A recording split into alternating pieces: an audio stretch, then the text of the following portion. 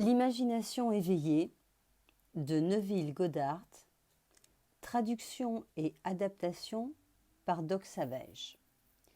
Lecture SK, partie 1 à 4. Premièrement, est-ce qu'une conviction ferme qu'une chose est telle qu'elle est la rend conforme à cette croyance? Et le prophète répondit, tous les poètes croient que c'est le cas. Et par l'imagination de ces temps anciens, cette ferme conviction a déplacé les montagnes. Mais beaucoup ne sont pas capables de se persuader fermement de quoi que ce soit. William Blake, Mariage du ciel et de l'enfer.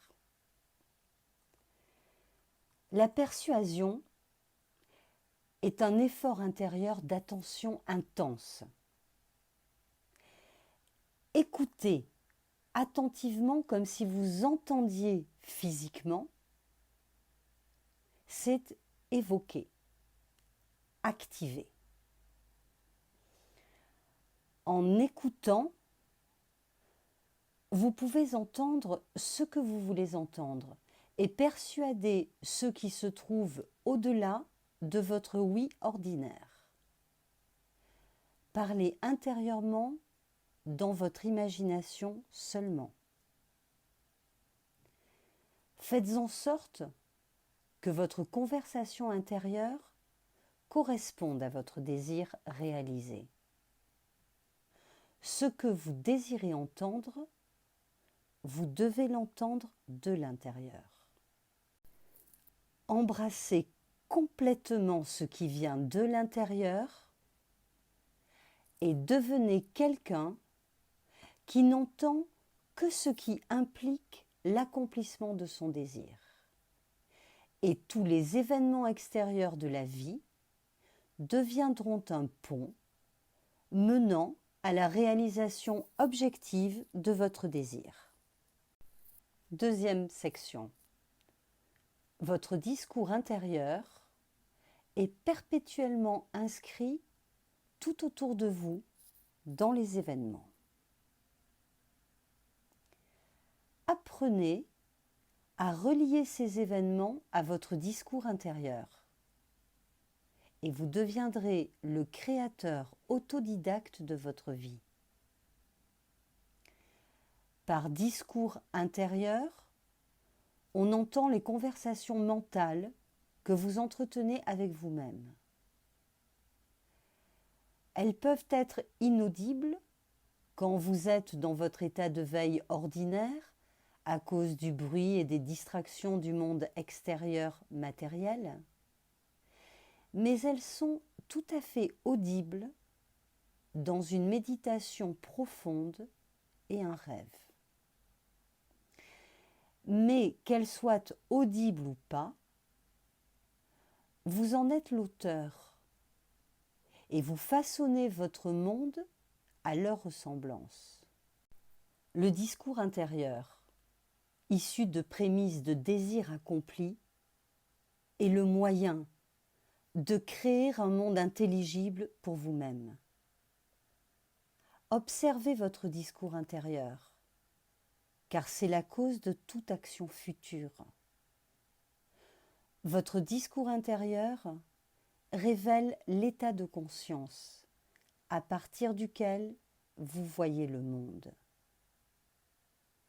Faites en sorte qu'il corresponde à votre désir réalisé, car votre discours intérieur se manifeste tout autour de vous, dans les événements de votre vie. Tout le monde manifesté va vous montrer quelle utilisation vous avez faite de la parole, du discours intérieur. Une observation non critique de vos paroles intérieures vous révélera les idées à partir desquelles vous envisagez le monde. La conversation intérieure reflète votre imagination. Et votre imagination reflète l'état avec lequel elle est fusionnée. Si l'état avec lequel vous êtes fusionné est la cause des événements de votre vie, vous êtes soulagé du fardeau de demander quoi faire, car vous n'avez pas d'autre choix que de vous identifier à votre objectif. Et dans la mesure où ce à quoi vous vous êtes identifié se reflète dans votre discours intérieur, si vous désirez changer l'état avec lequel vous êtes fusionné, vous devez d'abord changer votre discours intérieur. Troisième partie, ce sont vos conversations intérieures qui constituent les faits de demain. Arrêtez tous les vieux discours intérieurs négatifs, mécaniques, et démarrez un nouveau discours intérieur positif et constructif, à partir de prémices de désirs réalisés. La conversation intérieure est le début, le semis des graines de l'action future. Pour déterminer l'action, vous devez consciemment initier et contrôler votre conversation intérieure. Construisez une phrase qui implique la réalisation de votre objectif, tel que « j'ai un revenu important, stable et fiable, compatible avec l'intégrité et le bénéfice mutuel » ou « je suis marié, je suis apprécié, je contribue au bien du monde », etc. Et répétez cette phrase encore et encore jusqu'à ce que vous en soyez affecté intérieurement. Votre discours intérieur représente de différentes manières le monde dans lequel vous vivez. L'homme attire en fonction de ce qu'il est. L'art de vivre consiste à maintenir le sentiment du désir exaucé et à laisser les choses se présenter à vous, non pas à les poursuivre ou à croire qu'elles s'enfuient. Observez votre conversation intérieure et souvenez-vous de votre objectif. Correspondent-ils ? Votre conversation intérieure correspond-elle à ce que vous diriez si vous aviez atteint votre objectif ? Le discours et les actions de l'individu attirent ces conditions de vie. Par une auto-observation non critique de votre conversation intérieure, vous situez où vous vous trouvez dans votre monde intérieur. Et ce que vous êtes dans ce monde intérieur devient une projection dans le monde extérieur. Vous construisez une nouvelle expression de soi à chaque fois que vos idéaux et vos discours intérieurs correspondent. Il n'y a que de cette façon que le nouvel homme peut naître. Quatrième partie, la conversation intérieure mûrit dans l'intimité.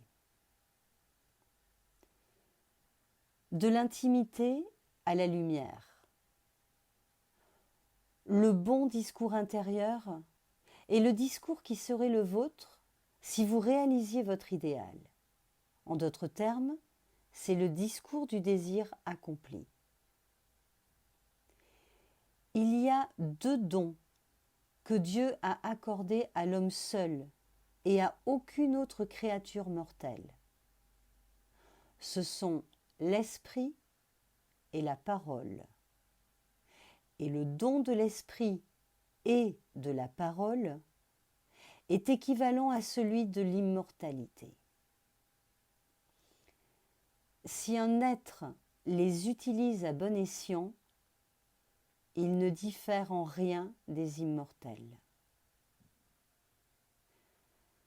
Les circonstances et les conditions de la vie sont dépeintes comme une conversation intérieure, un son solidifié. le discours intérieur appelle les événements à l'existence.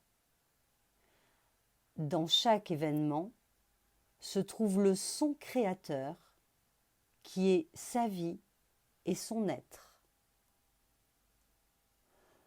Tout ce qu'un homme croit et accepte comme vrai se révèle dans son discours intérieur. C'est sa parole, sa vie. Essayez de noter ce que vous vous dites en ce moment.